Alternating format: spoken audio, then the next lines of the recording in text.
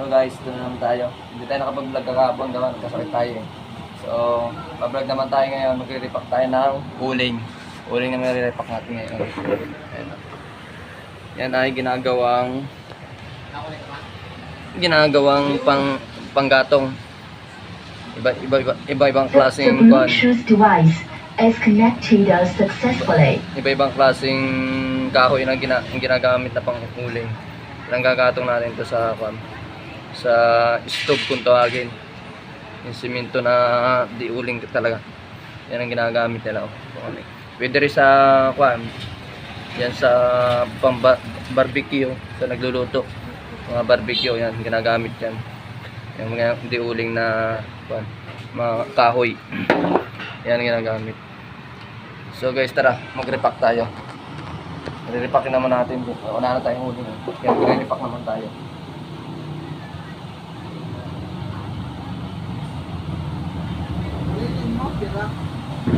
Natin ang plastic.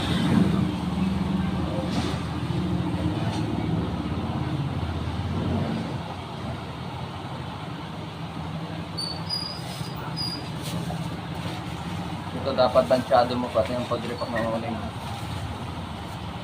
Isang balot, 10 lang guys.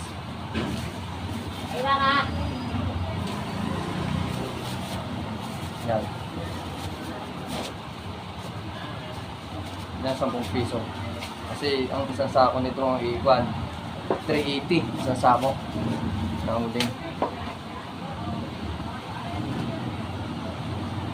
Depende rin sa uling kasi mayroong uling na hindi malingas, may uling na malingas.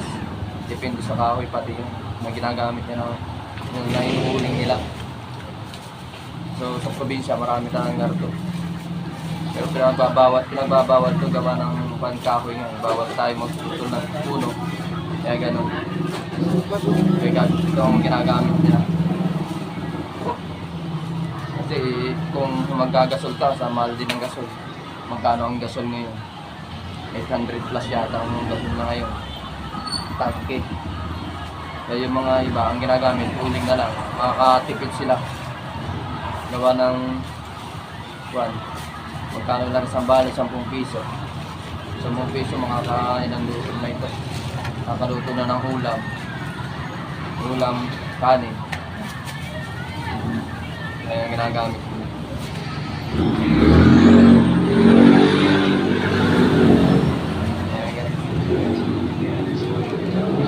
Dapat para yung kikitain natin yung tansyado din natin. Tansyado na ng pag-repack.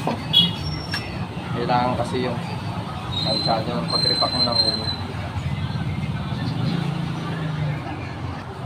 So guys, kailangan natin magmas kasi yung alikabok ng uling malalanghap natin kasi delikado rin sa katawan natin yun. Gaya sa baga. Yan ang iniiwas-iwasan natin. Kailangan natin magmas para protection din sa atin. So guys, yun, mamaya patapos tayo. Imbis lang naman ito. So guys, patapos tayo. Kakunti na ating nire-repack yung uling. Kaya guys, ang ating uling na nire-repack na natin. Lapit mo. Ano tayo? Yan.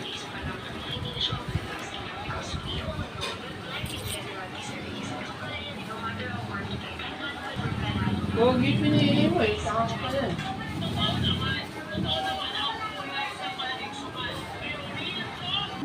So guys, papatos na natin ating uling ng nire-repack.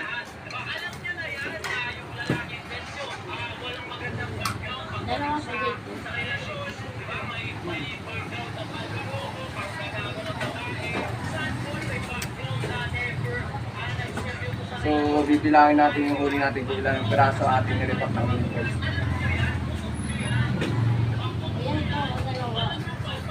Okay.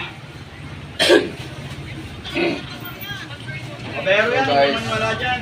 So guys, 59 piraso ang ating uling lahat na malaki. Medyo kalang tubo natin din. Hindi malaki din ng konti. Taga-taga lang talaga. Dagdag kalakal talaga tayo. Sa panahon ngayon kasi sobrang tumal. Kailangan natin ng kalakal. Dagdag kalakal tayo ngayon. Mga paninda natin. Yan guys. Yun lang ang band ko sa inyo. Subscribe na lang, share na lang, like. Yan guys.